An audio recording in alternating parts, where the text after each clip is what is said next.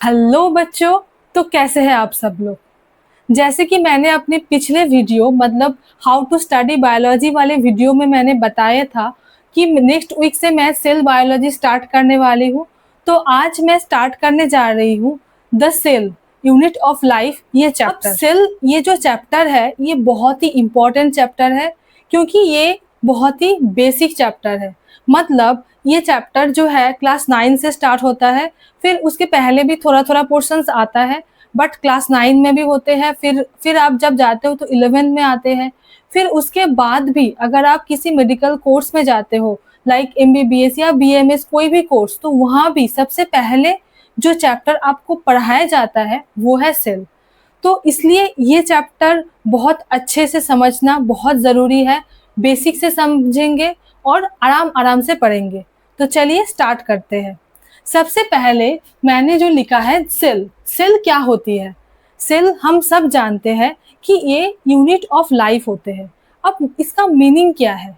मान लो कोई भी लिविंग ऑर्गेनिजम्स है, कोई लिविंग है या नॉन लिविंग है, ये हम कैसे जान सकते हैं। एनसीईआरटी में पहले पैराग्राफ में ये लिखा हुआ है कि चारों तरफ अगर हम अपने नज़र घुमाएंगे तो वहाँ पे कुछ लिविंग होंगे या कुछ नॉन लिविंग होंगे। तो ये लिविंग और नॉन लिविंग जो डिफरेंस है इन दोनों के बीच में, वो डिफरेंस कौन सी चीज़ करती है ना, सेल करते हैं। तो जिस जिस ऑर्गेनिजम्स में जिस चीज़ में सेल होगा तो वो क्या होगा, वो लिविंग होगा। तो इसीलिए सबसे पहले जो हम पढ़ते हैं सेल की डेफिनेशंस में यही बोला जाता है कि cell is the structural and functional unit of life. यहाँ भी मैंने लिखा है कि the cell is the structural and functional unit of life. ये तो हम सब जानते हैं, लेकिन ये स्ट्रक्चरल क्यों बोला जाता है, क्यों सेल को बोलते हैं कि ये स्ट्रक्चरल यूनिट ऑफ लाइफ है। क्योंकि इसका जो रीजन है ये है कि एवरी ऑर्गेनिज्म, चाहे हर ऑर्गेनिज्म, चाहे वो छोटे हो चाहे बड़े, चाहे यूनिसेलुलर हो चाहे मल्टी सेलुलर हो, हर ऑर्गेनिज्म में सेल रहते हैं एक मोनोमर यूनिट के रूप में। तो मैंने यहाँ पे लिखा है कि एवरी ऑर्गेनिज्म स्मॉलेस्ट या लार्जेस्ट, यूनिसेलुलर और multicellular, has cell as its monomer unit for structure. मतलब एक सेल को, सेल अगर रहेंगे तो ही वो अपने स्ट्रक्चर किस मतलब वो अपने स्ट्रक्चर में रह पाएंगे। तो इसीलिए सेल को जो वो है बोला जाता है स्ट्रक्चरल यूनिट ऑफ लाइफ। ये तो हो गया। अब जो नेक्स्ट आता है वो क्या है, फंक्शनल। अब फंक्शनल क्यों बोलते हैं सेल को, क्योंकि हर एक सेल, चाहे वो मतलब यूनिसेलुलर में सेल हो या मल्टी सेलुलर में हो, every cell can perform at least basic function to sustain it in living state. मतलब सेल को लिविंग स्टेट में रखने के लिए, रहने के लिए वो एटलीस्ट कुछ बेसिक फंक्शंस परफॉर्म करते हैं, जिसलिए इनको बोला जाता है क्या, फंक्शनल यूनिट ऑफ लाइफ। अब देखो ये जो स्टेटमेंट है ये मतलब अगर आप नीट की एग्जाम देते हो तो असर्शन रीजन में भी आते हैं।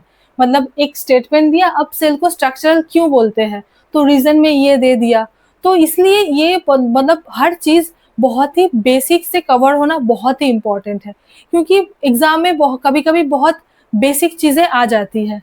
तो इसीलिए इन दोनों को मिला के मतलब cell is the structural and functional unit of life, इन दोनों चीजों को मिला के सेल को बोला जाता है क्या ना, फंडामेंटल यूनिट ऑफ लाइफ। ये हो गया अपना सेल की डेफिनेशन। अब सेल के बारे में बताने वाले सबसे पहला जो साइंटिस्ट था वो था रॉबर्ट हुक। तो रॉबर्ट हुक ने क्या किया था, मैंने यहाँ पे लिखा है कि रॉबर्ट हुक ने पहले कॉर्क सेल को ऑब्जर्व किया था, माइक्रोस्कोप के अंडर कॉर्क सेल को ऑब्जर्व किया था, जो कि कॉर्क सेल क्या होते हैं, एक डेड सेल होते हैं। तो उन्होंने क्या देखा था, उन्होंने ऐसे हानीकॉम्ब लाइक स्ट्रक्चर देखे थे।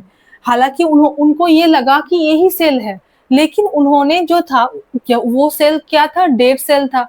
तो उन्होंने उनकी सेल वॉल को ऑब्जर्व किए थे। तो इसीलिए सबसे पहले सेल के बारे में बताने वाले जो साइंटिस्ट था वो कौन था, वो था रॉबर्ट हुक। तो ये बहुत इंपॉर्टेंट है। इसके बाद उन्होंने डेड सेल को ऑब्जर्व किया था। उसके बाद जो साइंटिस्ट आया उसको हम सब जानते हैं क्या, एंटोन वॉन लीवेनहॉक। जब एंटोन वॉन लीवेनहॉक ने क्या किया था, उन्होंने अपने ही डिजाइन माइक्रोस्कोप में देखा था। तो उन्होंने जो है फास्ट लिविंग सेल ऑब्जर्व किया था। और उन्होंने माइक्रोस्कोप के अंदर किस किस चीज को देखा था? सबसे पहले आरबीसी देखा था, बैक्टीरिया देखा था, प्रोटोजोआन देखा था और स्पर्मेटोजोआ देखे थे। Anton von Leeuwenhoek was the first scientist to observe the living cell. Then जो साइंटिस्ट आता है वो है रॉबर्ट ब्राउन। रॉबर्ट ब्राउन जो है सबसे पहले न्यूक्लियस को डिस्कवर किया था। तो ये हो गया पहले पहले कौन था? पहले था रॉबर्ट हुक, जिन्होंने सेल को ऑब्जर्व किया और उन्होंने कॉक सेल लिया था, माइक्रोस्कोप के अंदर देखा तो उन्होंने हानी कॉम्ब लाइक स्ट्रक्चर देखे जो जिन उनको लगा था कि ये सेल है, बट वो सेल वॉल थे। तो उन्होंने सबसे पहले डेड सेल को ऑब्जर्व किया था। कौन सा साइंटिस्ट? Robert Hooke. देन आया एंटन वॉन लीवेनहॉक। इन्होंने सबसे पहले लिविंग सेल को ऑब्जर्व किए। उसके बाद जो साइंटिस्ट आया वो कौन था? वो था रॉबर्ट ब्राउन, जिन्होंने न्यूक्लियस डिस्कवर किए। अब हम जाते हैं सेल थ्योरी की ओर। सेल की थ्योरी देने वाले जो साइंटिस्ट थे वो कौन कौन से थे? सबसे पहला जो आता है वो कौन था? मैथियस लेइडेन। तो उन्होंने क्या किया था? उन्होंने 1838 में, और मैथियस लेइडेन जो था वो एक जर्मन बॉटनिस्ट था। तो उन्होंने क्या किया था? उन्होंने प्लांट सेल को ऑब्जर्व किया था। और जो मैंने यहाँ पे लिखा है कि all plant cell are composed of different kinds of cell which form tissue. ये एनसीईआरटी की ही लाइन है। मतलब उन्होंने क्या किया था? उन्होंने सबसे पहले प्लांट सेल को देखा था, क्योंकि वो बॉटनिस्ट थे, जर्मन बॉटनिस्ट थे, इसलिए उन्होंने प्लांट सेल के ऊपर स्टडी किया था। और उन्होंने ये देखा था कि जो भी प्लांट की सेल है, all plants are composed of different kinds of cell. मतलब हर प्लांट सेल से बने हुए हैं और यही सेल जो है आगे जाके टिश्यू की फॉर्मेशन करती है। तो ये हो गया सबसे पहले कौन? मैथियस लेइडेन, जो जिन्होंने 1838 में उन्होंने ऑब्जर्व किया था किसको? ना प्लांट सेल को। उसके बाद आता है थियोडर स्वान, जिन्होंने 1839 में एनिमल सेल को ऑब्जर्व किया था। मतलब उन्होंने जब एनिमल सेल को ऑब्जर्व किया था तो उन्होंने देखा कि एनिमल सेल की बाहर में एक थिन आउटर कवरिंग होती है। ये भी एनसीईआरटी में लिखा हुआ है। जो थिन आउटर कवरिंग है वो क्या था? वो सेल मेम्ब्रेन है। तो ये सेल मेम्ब्रेन के बारे में जो सबसे पहले जो साइंटिस्ट बोले थे वो कौन थे? थियोडर स्वान। हालांकि उन्होंने जूलॉजिस्ट थे, जूलॉजिस्ट होते हुए भी उन्होंने सबसे पहले ये बोला था कि प्लांट सेल जो है, प्लांट सेल सेल वॉल से बने होते हैं। मतलब उनका जो प्लांट सेल का आउटर कवरिंग सेल वॉल है, ये उन्होंने सबसे पहले बोला था। इसमें बहुत ज्यादा कंफ्यूजन होता है, ये आप भी एक बार चेक करना एनसीईआरटी में कि जो थियोडर स्वान जो साइंटिस्ट था उन्होंने प्लांट सेल के बारे में भी बताया था। तो अगर स्टेटमेंट आए कि प्लांट सेल के बाहर जो कवरिंग है, जो जिसको बोला जाता है सेल वॉल, तो वो कौन साइंटिस्ट बताए थे? तो वो होगा कौन? थियोडर स्वान। अब कंफ्यूजन इस चीज में आती है कि मतलब कौन बॉटनिस्ट थे और कौन जूलॉजिस्ट थे। देखिए यहाँ पे जो है, मतलब मैथियस लेइडेन जो है, इन दोनों में कंफ्यूजन होता है। कभी कभी लगता है कि लेइडेन जो है वो जूलॉजिस्ट है और स्वान लगता है बॉटनिस्ट है। अगर आपको ये कंफ्यूजन आता है तो देखना, देखो सबसे पहले ये जो स्वान है, स्वान क्या होता है? एक टाइप ऑफ बर्ड होते हैं। तो बर्ड किस में आता है? जूलॉजी में आते हैं। तो ये इसलिए आप कंफ्यूज नहीं होंगे। तो नाम से ही है कि थियोडर स्वान। अब स्वान एक बर्ड है तो वो जूलॉजिस्ट थे। ये मतलब याद रखने की तरीका बता रही हूँ मैं। तो इसे ऐसे याद रख सकते हैं आप कि जो थियोडर जो स्वान जो साइंटिस्ट थे वो कौन था? वो जूलॉजिस्ट थे। और मैथियस लेइडेन जो है वो बॉटनिस्ट थे।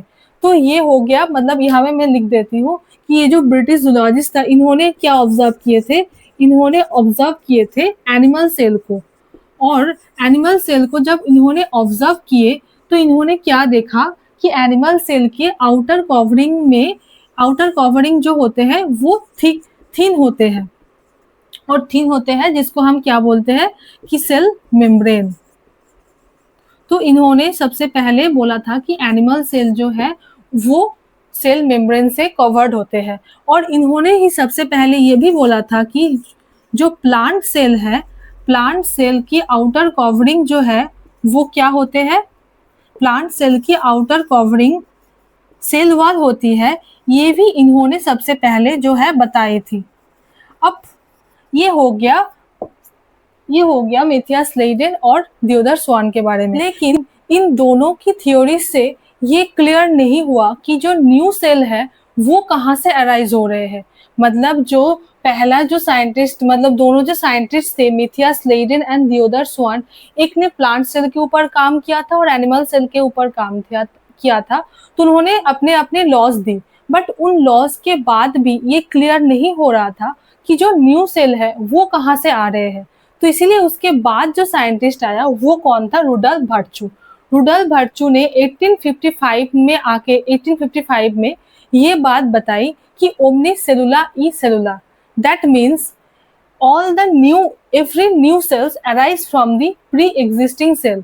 that means कोई भी, मतलब ये समझो एक सेल है, अब ये सेल कहाँ से आ रहे हैं, पिछले वाले सेल से। कैसे आ रहे हैं, जब सेल डिवाइड करते हैं तो सेल डिवीजन का भी एक अलग से चैप्टर आते हैं, तो वहाँ पे डिटेल में रहते हैं कि सेल की डिवीजन में कैसे सेल डिवाइड करते हैं, माइटोसिस होता है, मियोसिस होती है। तो जो सेल है, वो जो नया जो सेल है, वो नया सेल कैसे बन रहे हैं, उसके पिछले वाले सेल से। तो इसलिए उन्होंने ये बोला omnis cellula e cellula, that means new cells arise from the pre existing cell. So Rudolf Virchow ने फाइनल शेप दिया सेल थ्योरी का। और सेल थ्योरी में जो 2 पॉइंट आता है वो क्या क्या था कि all living organisms are composed of cell and product of cell. मतलब जो भी लिविंग ऑर्गेनिज्म है उसमें सेल रहते हैं और वो कैसे किससे बनते हैं, सेल से बनते हैं और प्रोडक्ट ऑफ सेल से बनते हैं। मतलब डिपेंड करता है कि वो यूनिसेलुलर है या मल्टीसेलुलर है। ये एक पॉइंट हो गया। मतलब सेल थ्योरी जो मैथियास लेइडेन और स्वान दोनों साइंटिस्ट मिलके पहले सेल थ्योरी जो दिया, उनको जो फाइनल शेप दिया वो कौन था, वो था रुडोल्फ वर्च्यू। तो रुडोल्फ वर्च्यू फिर इसलिए जो सेकेंड पॉइंट है वो ये है कि all cell arise from pre existing cell. तो ये सेल थ्योरी का 2 पॉइंट हो गया। एक है all living organisms are composed of cells and product of cell, और सेकेंड जो पॉइंट है वो ये है कि all cells arise from pre existing cell. तो ये हो गया हमारा cell theory complete. Next video में हम पढ़ेंगे प्रोकैरियोटिक सेल्स के बारे में। सो पढ़ते रहिए। Thank you so much and all the very best.